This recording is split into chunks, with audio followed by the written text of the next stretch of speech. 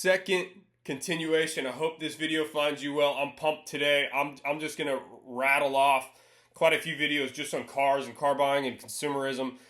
Man, I've got 2 decades of experience, 3 years at cars.com, 3 years at AutoTrader and Cox Automotive, and just want to kind of lay some groundwork on some deals right now as automotive kind of regulates. This year, 2026, is going to be very kind of flatline for vehicle volume. So what does that mean? Inventory has regulated. Inventory is kind of flat.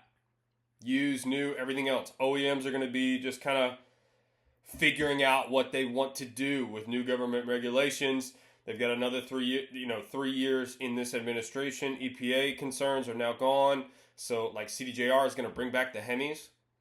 But man, I'm hearing some major issues with some of the Hemis recently. So let's talk. The best value for dollar right now, and I hope people like, click, subscribe. Let's talk. The best value for dollar and safest vehicles out there right now for a family cars, SUVs, and sedans. Now, obviously, sedans are going down in popularity. That's fine, but they're still out there, especially if you're really, really driving. I used to be on the road 50, 60,000 miles a year. The bread and butter car that I always, and I'm going to say this 1,000 times, taxis in Europe used to be or still are typically E-Class Mercedes and 5 Series BMWs all over the place. If you get the right motor, they're really good. 4-cylinder, 6-cylinder, the 540 delineation, 330 delineation, E350, E300 with the 4-cylinder is pretty solid.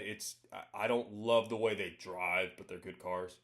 And the 450, they're predictably unreliable. Get a good Euro and work with that. Let's discuss topics on this specific video though. I've gone into the B58, but let's figure out how to actually find one. Okay. On AutoTrader, cars.com, Car Gurus, I'll do an actual video of this. But if you just go BMW, say 540 or BMW, say 5 Series, you go into the pricing point and just put good value, great value. If you go into the price, especially AutoTrader and Car Gurus, go into that. It'll say great value, good value. That will be there. So you can find deals, and it will, as you kind of tighten your price margin, you can see exactly what, how many there are out there and if they're a good price or not. Okay? And what I'll tell you, if you have a good Euro mechanic close by that's honest, that's the key, honest. And then check the forums, do everything. Avoid all-wheel drive if you can. Now it's cold and everybody's going to say they probably need it. BMWs, the drive shaft, drive lines, differentials have been a weak spot. But the rear-wheel drive variants are extremely reliable from a drivetrain perspective. So that's typically what I go for. I just get rear-wheel drive and don't worry about it. We do have Audis right now, don't get me wrong, but I wouldn't go that route. Oil consumption issues, especially Audis and Volvos, they haven't really figured that one out yet. Hopefully they do very soon. And then generally your Audis are pretty complex. There's a lot of little issues, little niggles, software updates, things that you're going to constantly have. We've had a recall with all 3 of ours, or some type of recall with all 3 of ours. My EV was a pretty rough go in its first couple thousand miles. Let's just put it that way. And I can expand on that, but really this is about total values out there. And really, I know EVs can be a value on the used market. They're not proven past 100,000 miles right now. B58's 1,000%. You put valve covers on that thing from 70 to 90,000 miles. Typically, it's a typical European car. The valve cover gasket's gonna go around, let's say, $80K. But it's an $1,100 service, and it'll probably be one of your few big services that you do with the car, and that's it. Now, your tires and brakes are going to be a little bit more expensive, but if you have a good Euro dealer, I mean, really and truly, go price a Chevy Tahoe brake. Go price a Chevy's brake system. You're talking about $100, $200 more maybe for the BMW and Mercedes. I'm not convinced right now. Now, you need a big third row. It's tough. I actually do think the Q7 is still a pretty darn good value for what it is. I wouldn't keep it past 80 to 90,000 miles, but generally you're gonna get a pretty good car at a depreciated value, say, 20 to 40 grand for a nice third row.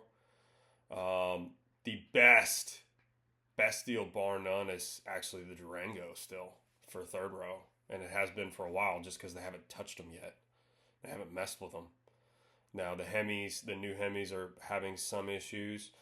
The Pentastar definitely has some issues. But if you need a third row, that's probably your Huckleberry. You have great resale value. And you're talking brand new for mid-40s. Mid-40s to 50 grand. And try to find a third row for less than that, especially with a 6-cylinder or an 8-cylinder. GM's going almost to full 4-cylinders now, which is very interesting to watch.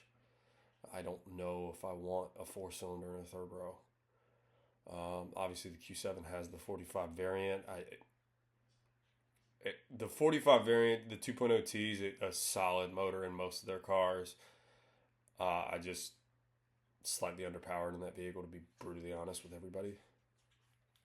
Just is. I think the 55 is underpowered. We have one right now. It's the slowest car in the fleet by far. But if you go to a B58 BMW, you probably won't. You may try something else for a while, but you probably won't go back for a while either. Extremely predictably unreliable. Which means 70 to 80,000 miles, you're going to do valve covers and not much else. Now, with every vehicle these days, right now, I don't care if you're talking Honda, Toyota, it just doesn't matter. You're going to have software updates, you're going to have tech issues, you're going to have tech updates, tech issues. Toyota's they're having a fun go of the new twin turbo 6. Hopefully they get that turned out and they become the Toyotas of old, but they're not. I would stick to previous gen probably, but you can't get a great deal on one because the market knows and still values them almost higher than new cars, which is nuts. You've got car guys all over the place like, what the heck? Why would you might as well look new, but then the new aren't. It's an interesting equation as of this moment. It is. Honda's still probably got the best overall, especially with depreciation and everything in between. But and then the Honda Odyssey is the best value on the market. If you can do a minivan, Honda Odyssey, game over. Don't even think about it. Go buy one. Mid 40 grand for especially the Sport has a ton of features on it. Game on.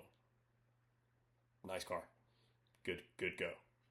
Nissan Pathfinders, VQ motor, VQ V6. Yes. Now I don't love the look. And a lot of people don't. But the reality of the situation, if you do not know what a VQ V6 is, you should. You're talking about a Skyline motor. They've used them for... They probably have the best 6-cylinders out there. Just don't even question a Nissan Infiniti 6-cylinder at all. I wouldn't. They may have some issues every now and again, but all in all, solid vehicles. But again, the best value on the market right now is a Euro. They did not increase that high during all the issues in the past 5 years. The change was 3 to 4% versus 20 to 30%. If a Honda Passport's 40 grand, that should be a $30,000 car. It just should. So you're talking about what, 25 to 30% up hit? I realize I have a Honda shirt. That's for Daniel Ricciardo and car guys everywhere. That's not for Honda. Even though Honda's Good cars. Don't hate me. Don't hate on it. They're overpriced right now. They just are. So if you want to get a heavily depreciated asset that's safe for your family and really nice, 6-cylinder, 4-cylinder Euro, and if you like it, go drive them, go see what you think. Best value out there, 1,000%, especially on the used market. Don't pass go, and just make sure you have a good Euro mechanic you can trust. Locally, Ronny Lee Automotive is wonderful. I used them for a decade. Check it out. Like, comment, subscribe.